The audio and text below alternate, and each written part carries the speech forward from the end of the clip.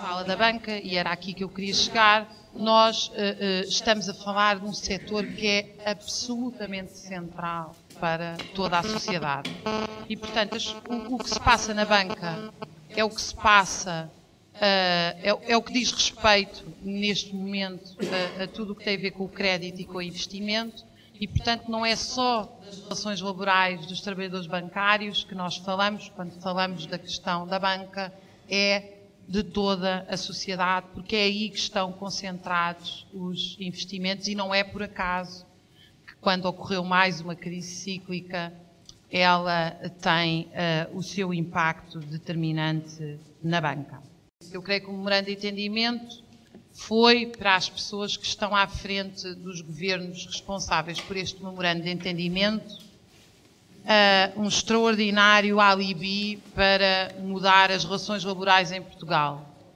Numa dimensão que eu vou resumir, muito resumir, porque nós temos que analisar setor a setor para perceber o impacto disto, e que eu resumi até noutro trabalho que fiz no seguinte. A seguir ao 25 de Abril conquistou-se aquilo que se chama o direito ao trabalho. Portanto, era proibido despedir trabalhadores e as empresas... O esquema é este. As empresas têm lucro porque assumem o risco dos momentos em que não têm lucro. E, portanto, o lucro é, digamos, aquilo que recebem pelo risco. Ou seja, quando há paragens de produção, etc., os trabalhadores mantinham os seus empregos, mantinham os seus salários, e isso era assumido pela empresa, da mesma maneira que quando havia mais produção e mais lucro, isso era assumido pela empresa também. O primeiro dado que eu queria partilhar convosco é que a nossa população ativa não tem diminuído ao longo dos anos, pelo contrário, ela aumentou, desde logo aumentou pela entrada em massa das mulheres no mercado de trabalho. Portanto, nós temos em Portugal mais ou menos 5,5 milhões de trabalhadores, mas desses cerca de 80% ganham menos de 900 euros líquidos por mês. Portanto, o primeiro dado a reter, que é muito importante, e não por acaso ele é destacado nos dados da OCDE, é que Portugal é um país onde estão generalizados os baixos salários em diversos setores, e isto atinge a maioria da força de trabalho. Metade dos nossos 5,5 milhões de trabalhadores está desempregado ou em situação de precariedade.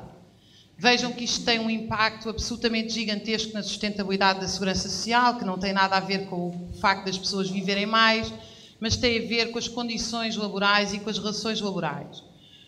Os últimos dados que nós temos calculam que um trabalhador precário, em média, se for licenciado, ganha menos 900 euros do que um que esteja a fazer as mesmas funções que não seja precário, 300 euros se não for licenciado, a média total que nós falamos é na ordem dos 37%.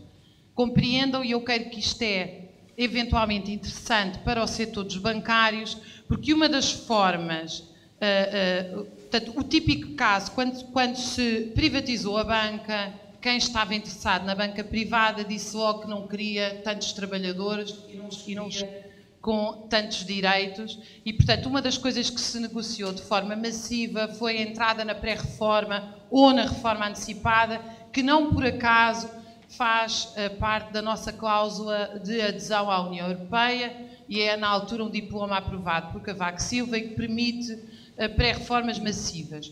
Como sabem, milhares de trabalhadores, nomeadamente no setor da banca, isto não se passou só na banca, na Marconi, enfim, depois foi da APT, imensas empresas como a Alisnave, dos estivadores, no setor dos portuários. O que se passa é que as empresas dizem o seguinte: bom, nós queremos a empresa, mas não queremos a empresa com esses custos, porque nós queremos trabalhadores mais baratos e, portanto, o que é que acontece? Acontece que esses trabalhadores são enviados para um fundo que deveria ser a sua poupança e a poupança de todos coletivamente num sistema de repartição de segurança social. O que é que acontece? Cada vez mais os trabalhadores que saem são trabalhadores que saem com direitos e com salário razoável, e os que entram com muito baixos salários, o que não lhes permite descontar para os outros que já saíram e que têm uma reforma decente. E, portanto, nós temos aqui um sério problema, não porque os outros estejam a ganhar demais, que não estão, porque fizeram esses descontos e essas contribuições, mas porque os que estão a descontar ganham muito menos. Vejam, nós só podemos descontar para a Segurança Social se ganhamos mais do que aquilo que necessitamos para viver.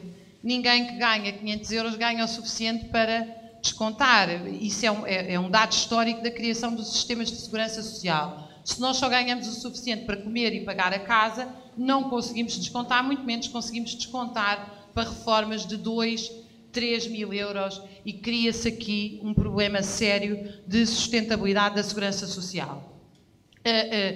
Nós temos cálculos da sustentabilidade da segurança social de acordo com a produtividade do trabalho e com o número de desempregados, e, portanto, eu não posso seriamente dizer-vos que a segurança social, o Governo diz que a segurança social vai falir daqui a 7 anos, mas o Governo, era um dos gráficos que eu vos queria mostrar, o Governo todos os anos tem um gráfico diferente e a disparidade é enorme.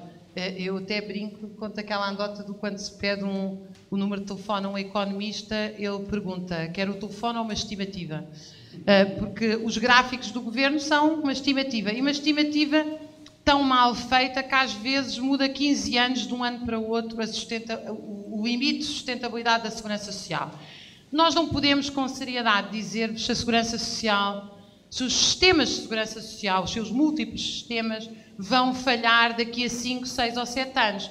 Mas reparem, se nós temos metade da força de trabalho precária e desempregada, se nós temos os trabalhadores do BCP, da Função Pública, da Lusa, da RTP, 30 mil professores desempregados, se aquilo que nós temos a dizer aos jovens é emigram, saiam do país, apesar de que estes jovens foram pagos coletivamente, foram formados por nós coletivamente, mas estamos a dizer, nós pagamos a vossa formação, mas vocês vão produzir riqueza e descontar noutro país, que não aqui. O que nós temos é um sistema totalmente insustentável e, portanto, as pessoas que foram ou vão para a reforma, se este sistema continuar,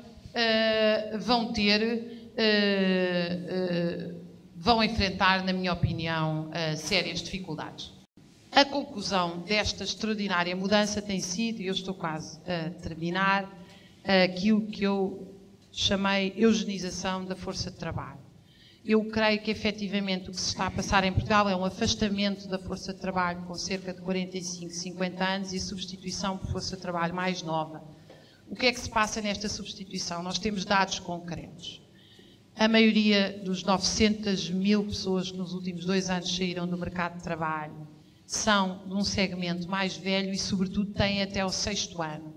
E as que entram são mais novas e já têm a licenciatura. Entram a ganhar, em média, menos 37% de salário direto. Eu já não estou aqui a contar o salário indireto, ou o chamado salário social.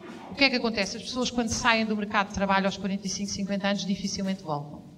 E se voltam, é para ganhar menos. Também temos dados sobre isto. Portanto, os que voltam, voltam para ganhar menos.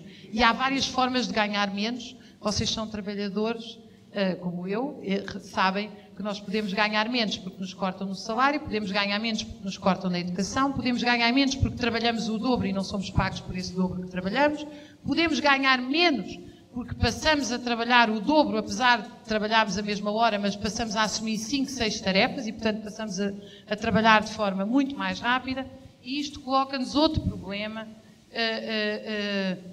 que eu creio que é um problema absolutamente urgente na sociedade portuguesa, que é, à medida que se afasta a força de trabalho do trabalho, à medida que se destrói essa riqueza, portanto, neste momento é 1.400.000 pessoas afastadas do trabalho, aqueles que ficam trabalham muito mais. E, sobretudo, há uma seleção pela produtividade desses trabalhadores. E, portanto, é o típico caso de fica no trabalho, vou passar a piada à frente, o desgraçado que deixou de ter vida própria. Esse é que é.